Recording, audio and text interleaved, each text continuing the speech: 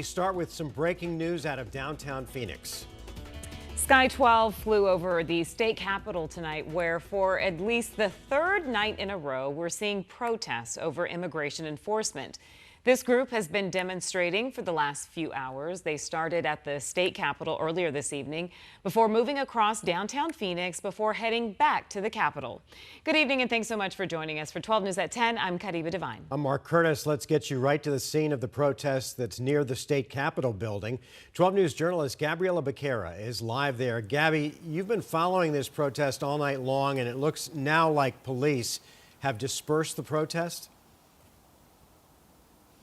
Well, state troopers gave a final warning just about 20 minutes ago, telling everyone to leave the Arizona State Capitol or they would be arrested. And we saw hundreds of people running out of here. Take a look behind me. You can see it's nearly empty with the exception of some state troopers still blocking the roadway. We saw a line of state troopers in tactical gear just walk away for the night. But this is a group that started protesting peacefully at the Capitol this afternoon. But things turned unruly around 9 o'clock when hundreds of people stood in front of the state capitol, waving flags, shouting, and burning rubber with their cars right in front of the capitol here. Several fireworks were lit off, including one aimed toward a line of troopers in riot gear. They were protecting the House, Senate, and museum buildings. I also saw what appeared to be a bottle thrown at a drone, sending it to the ground. It's unconfirmed if that was a police drone, but we do know they've been flying drones over protests the last couple of days to monitor the crowds. And it was at that point troopers moved toward the crowd, announcing that it was an unlawful assembly. Most of the people ran out of here pretty quickly, running to their cars, running just down the street. Some people did linger, but eventually did leave the area. Now live back out here again, you can see that this is empty. We did see some state troopers monitoring, checking the parking lot to make sure that everyone truly did leave. But at this point, again, we've seen some maybe staffers leaving the state capitol, but other than that, just state troopers out here keeping the roads clear. Back to you, Mark and Kribe. All right, Gabby, you've been out there all night. You sort of saw this protest go from peaceful to unruly. What about street closures in the area with Phoenix PD and the state troopers trying to keep that important area secured?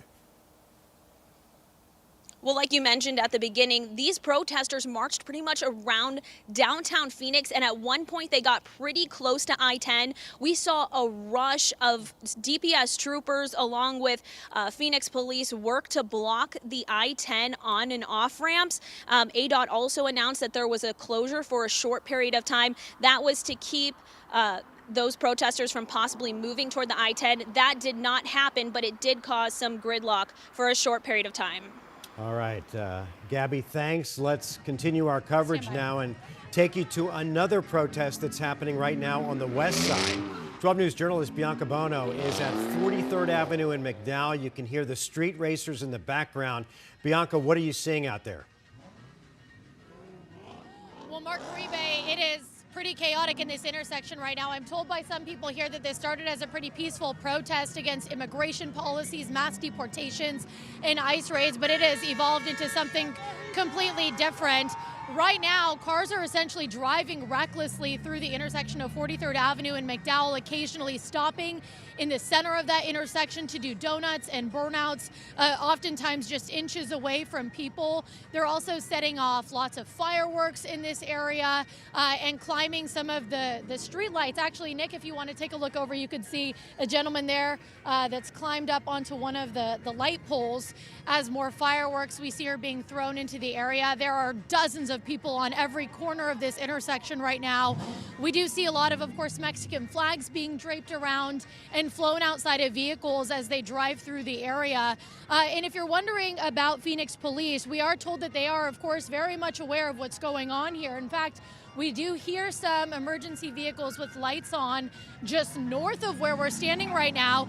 We've also seen the Phoenix Police helicopter flying overhead as another vehicle does a burnout here in the middle of the intersection. Again, take a look at just how close they are to people who are standing on the street corners. But again, Phoenix Police aware of what's going on. They say that they do respect the rights of all community members to peacefully express their First Amendment rights. As we were driving into this area, we did see dozens Phoenix police vehicles staging just about a block of where we are. We've also seen drones flying overhead. We are assuming those are Phoenix police drones because, as Gabby reported earlier, we've noticed that they've been monitoring these protests over the past few days. So unclear exactly how long police are going to allow this to continue before they intervene. We will keep an eye on it and let you know once that happens, guys. Bianca, we're both sitting here hoping that you're safe with the people doing the donuts in the street. Please keep an eye on what's going on behind you, because that can't be a good situation. Yeah, it's getting a little rowdy in that area. Okay, so now we're going to head over to the East Valley. There's another protest happening there in Mesa. 12 News journalist Chase Golightly is joining us live from that area. This is happening near Stapley Drive and Southern Avenue. And Chase, how are things looking there? Well, great, man, Mark, I'll tell you, these protesters say they've been out here for the last couple hours right now. We're seeing a few dozen at this intersection here at Stapley and Southern. You can see them on all four corners of the intersection, all waving their Mexican flags. Cars driving by honking the horns. We've seen several cars waving their own Mexican flags outside the window. You can see they're all out over here. It's been peaceful from what we've been able to see. We didn't see any cars stopping in the intersection like we've heard at other protests. These ralliers have been staying on the sidewalks and crossing the street when allowed, but you can hear that honking happening in the background right now. But just to give you a wider look at seeing everything going on with people with their signs. But as for as many protesters that are out here right now, we're also seeing a very heavy Mesa Police Department presence. As we were driving, we saw several cars. We saw some of them actually pull over cars that were speeding through the intersection, but so far no danger or anything like that. Like I said, everyone's really just sticking to the sidewalk. Say they'll be out here for a couple more hours. We'll be sure to keep you updated as we learn more. But for now, we're live in Mesa. Chase Golightly, 12 News. All right, Chase, thanks. Meanwhile, Glendale police are investigating a protest that turned ugly last night as protesters started going after police cars, causing thousands of dollars worth of damage, including one police unit that was stolen and then abandoned. So far, no arrests have been made. Tonight, detectives continue to pour through video and other evidence in the hopes of making some arrests later on this week. President Donald Trump says that he is pausing tariffs on Canada and Mexico for at least a month after talking with the country's leaders. The president has justified the move, citing a national emergency regarding the flow of fentanyl and undocumented immigrants into the United States. Still, the president acknowledges that Americans may find themselves paying the costs. Meanwhile, the 10% tariff that Trump ordered on China officially went into effect tonight. However, Trump says that he does plan to speak with Chinese leaders in the coming days. Defense Secretary Pete Hegseth was at the southern border today for the first time since taking office. Hegseth met with troops stationed at Fort Bliss who are providing support for the Border Patrol. Now, this comes as hundreds of active duty troops are being deployed to the southern border as President Trump ramps up his immigration agenda. Now, just over a year ago, Border Patrol officials saw a record number of encounters with migrants. But in the last few weeks, the situation at the southern border has already changed drastically since President Trump took office. 12 News journalist Bianca Bono spent some time in the Tucson sector last week and has a look at how things have changed.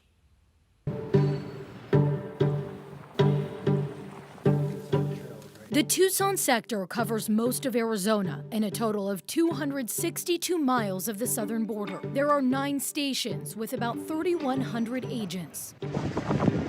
Robert Ortiz and Teresa Fast are 2 of them.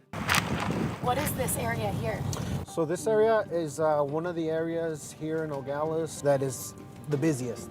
Big reason is there's a major highway on the other side of this ridge.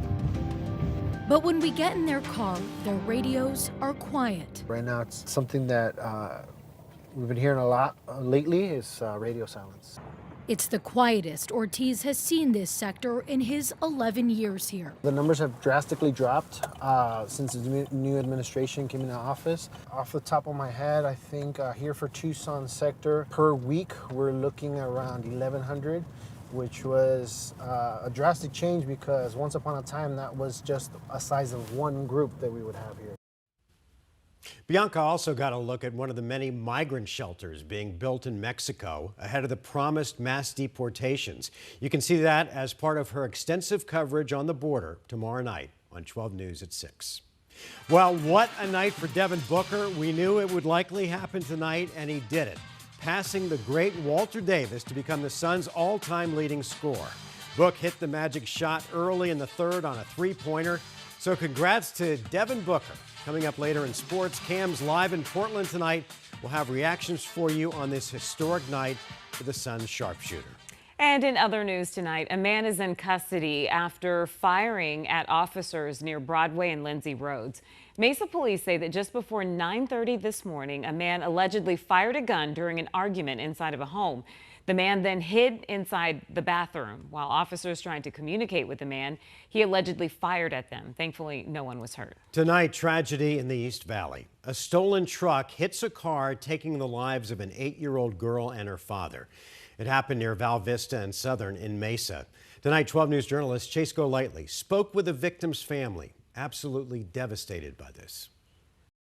42-year-old Troy Garlock and his two daughters, 8-year-old Elsie and 6-year-old Mabel, had just gotten back to Phoenix after visiting family in Utah. They were driving back home to Heber when out of nowhere, they got into a devastating crash. Just tragic event. Detective Richard Encinas with the Mesa Police Department tells me their gray SUV was hit head-on by this white truck, a truck that was just reported stolen out of Gilbert by a 29-year-old man. He was just driving at an excessive speed, went into the opposite lane of traffic, and that's when the collision occurred. The impact so severe that car theft suspect died at the scene. It also killed Garlock. Both daughters were rushed to the hospital where Elsie died from her injuries.